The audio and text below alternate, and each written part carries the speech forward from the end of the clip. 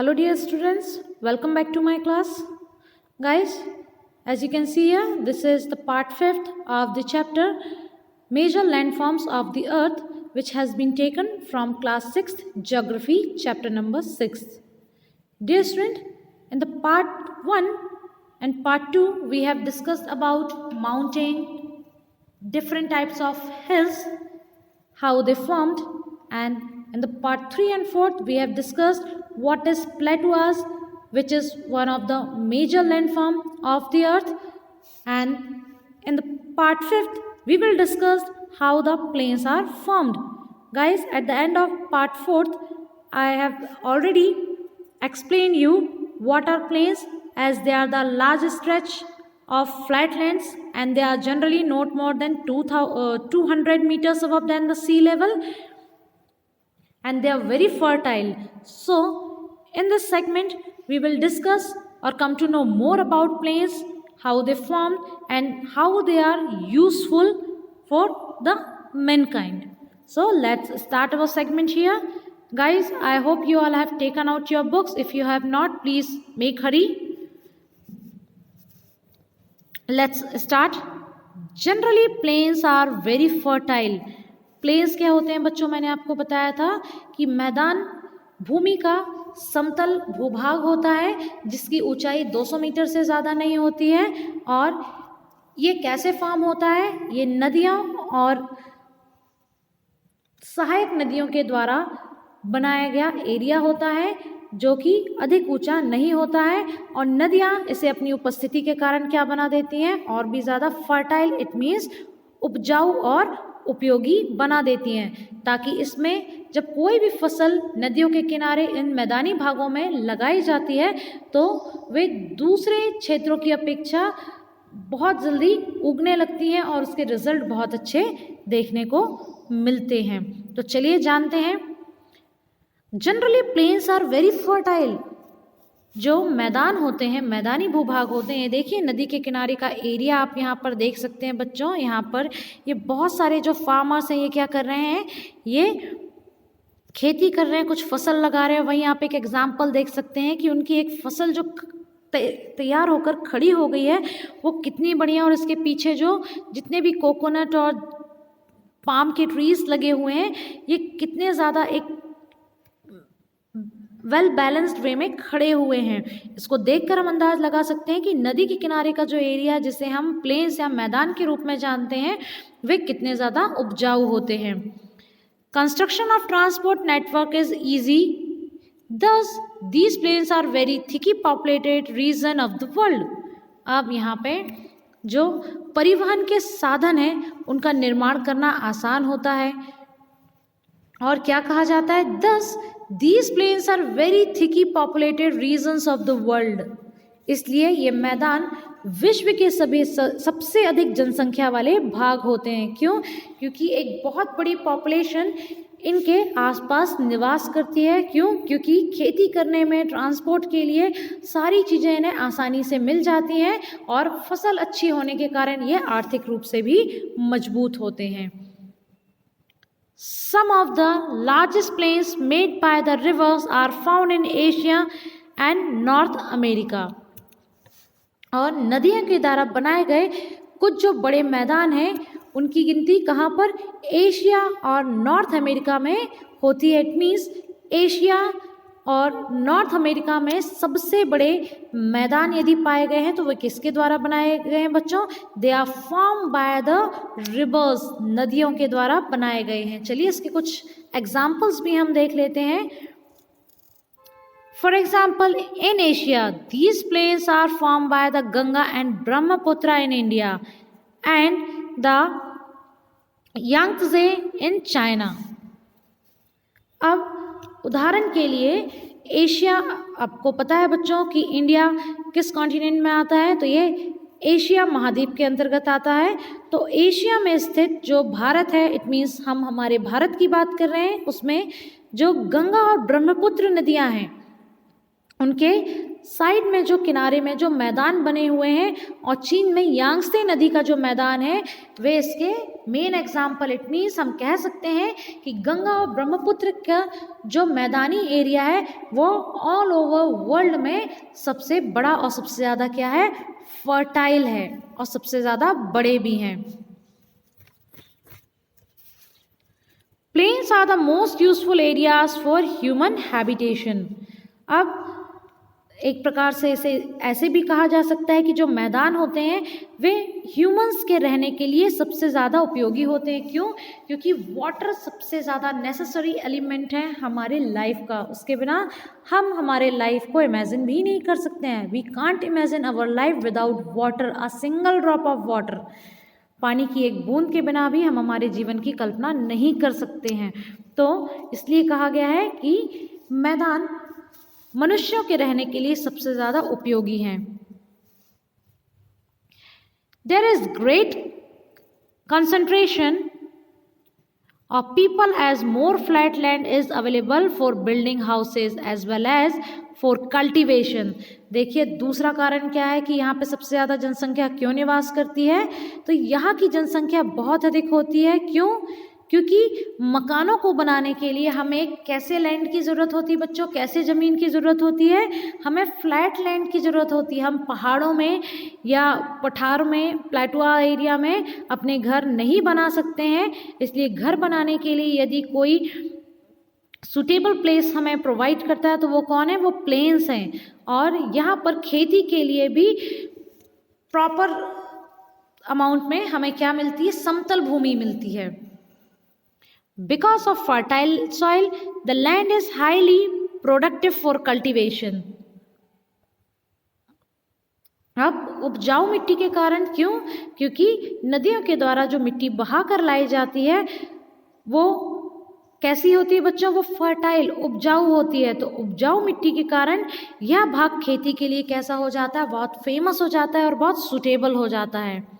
In India too the Indo-Gangetic plains are the most densely populated region of the country। देखिए मैंने आपको अभी भी बच्चों गंगा और ब्रह्मपुत्र के तटों के बारे में बताया था कि इनके आसपास का जो मैदानी इलाका है ये बहुत अधिक फेमस है। तो इस प्रकार से कह सकते हैं कि भारत में गंगा का जो मैदान है, ब्रह्मपुत्र का जो एरिया पड़ता है वो तो बांग्लादेश की ओर चला जाता है, लेकिन गंगा का जो मैदान है वो देश में सबसे अधिक जनसंख्या वाला क्षेत्र कहा जा सकता है। सो गाइस चलिए let's turn the page and come to know more about landforms and people, their livelihood. तो देखते हैं फॉर्म्स एंड द पीपल। तो चलिए बात करते हैं लैंडफॉर्म्स किस तरीके के हो सकते हैं। मैंने आपको बहुत सारे एग्जाम्पल तो बता दिए हैं कि ये जो पहाड़, पर्वत, नदियाँ, मैदान, ये सब किसके अंतर्गत आते हैं बच्चों, they all are the example of landforms. So let's continue our part here. Humans have been living on different kinds of landforms in different veg.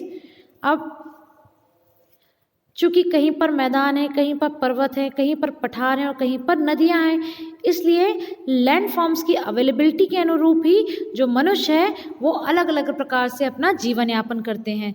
Life is difficult in mountainous areas. और पर्वतीय क्षेत्रों में जीवन यापन करना कैसा है बच्चों, बहुत ज़्यादा कठिन है। पर्वत में, पहाड़ों में और हिली एरियाज में रहने वाले लोगों की लाइफ स्टाइल बहुत ज़्यादा लेबोरियस होती है। इट मीन्स बहुत ज़्यादा हार्ड वर्किंग और डिफ़िकल्ट होती है। Plain provide much better condition. और इसकी तुलना यदि हम मैदानी भागों से करेंगे तो माउंटेनियस एरिया के कंपैरिजन में जो प्लेन एरिया में लोग रहते हैं उनकी लाइफ काफ़ी ईजी होती है। It is easy to grow crops. फसल उगाना आसान होता है। बिल्ड अ हाउस, घर बनाना भी आसान होता है। और a road in plain than a mountain. और पर्वतीय मैदानों की तुलना में पर्वत एरिया की तुलना में ये जो मैदानी भाग होते हैं वहाँ पर सड़क बनाना और ट्रांसपोर्ट की सुविधाएं उपलब्ध कराना बहुत ज़्यादा आसान हो जाता है। Can you point out some differences in the ways people living on different kinds of landforms? क्या आप बता सकते हैं कि विभिन्न प्रकार के जो लैंडफॉर्म्स हैं उन पर रहने वाले लोगों के रहन सहन के तरीकों में क्या अंतर होता है। Sometimes natural calamities such as earthquake, volcanic eruptions, storms and floods cause widespread destruction. कभी कभी ये जो नेचुरल कैलेमिटीज या हम कहें जो प्राकृतिक विपत्तियां या आपदाएं आती हैं, जैसे कि भूकंप और ज्वालामुखी का फटना, साइक्लोन, तूफान, फ्लड या बाढ़ का आना बहुत ज़्यादा क्या कर देते हैं, विनाशकारी स्थितियां पैदा कर देते हैं। Huge loss of life and property take place. और इन जो नेचुरल कैलेमिटीज़ हैं ये क्या करती हैं, बहुत ज़्यादा विनाश की स्थिति पैदा कर देती हैं। By creative awareness about such incidents we may lower the risk.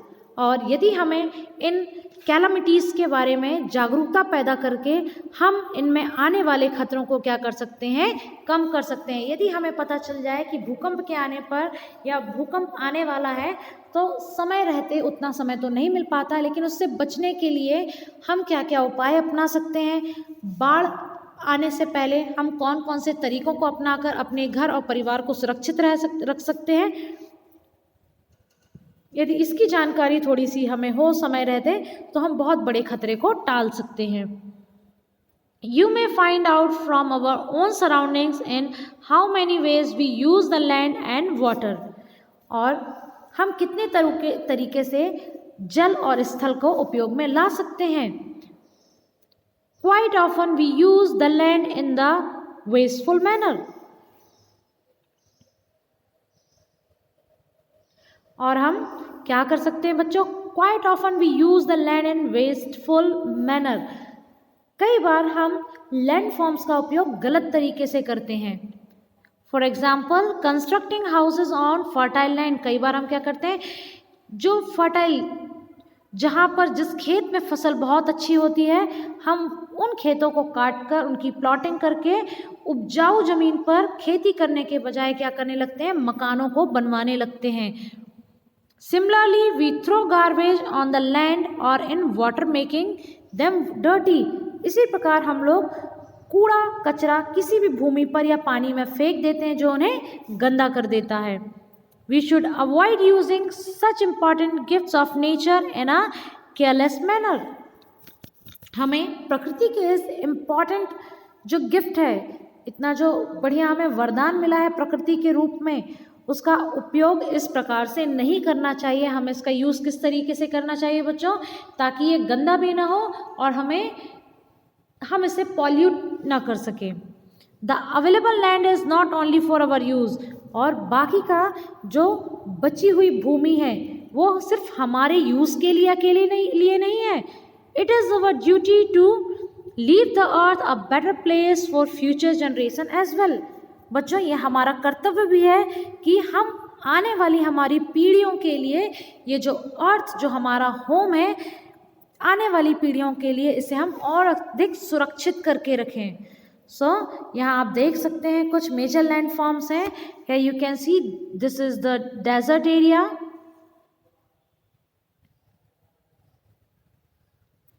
This is the desert place. This is river and this is your seaside and this is your plains area. तो देखिए, look carefully at photograph 1 to 10. Write one sentence about each of the photograph. अब ये जो picture number 1, picture number 2, 3 and 4 आपको यहाँ पर दी हुई है, ये फोटोग्राफ को देखकर आपको इनके बारे में एक लाइन ज़रूर लिखनी है। नेम द लैंडफॉर्म, और ये किस तरीके के लैंडफॉर्म्स हैं, ये नदी है कि ये पहाड़ हैं या पर्वत हैं या डेजर्ट है या समुद्री एरिया है या मैदान है, इनके बारे में आपको बताना है। फिर क्या दिया आपको, what appears to be the main use of this land, और इनको देख करके आपको बताना है कि इनका यूज़ क्या हो सकता है। ये फोटो नंबर 9 जो कि आप आगे पेस्ट टर्न करेंगे तो आप बताएंगे कि what is the use of photo number 9 and which kind of landform it is. So guys, आज का हमारा चैप्टर और ये टॉपिक हम यहीं पर ख़त्म करते हैं। आपको थोड़ी मेहनत करके ये जो एक्सरसाइज आपको दी हुई है इसे फाइंड आउट करना है on the basis of the given extract. You will be able to solve all the queries given here. Thank you.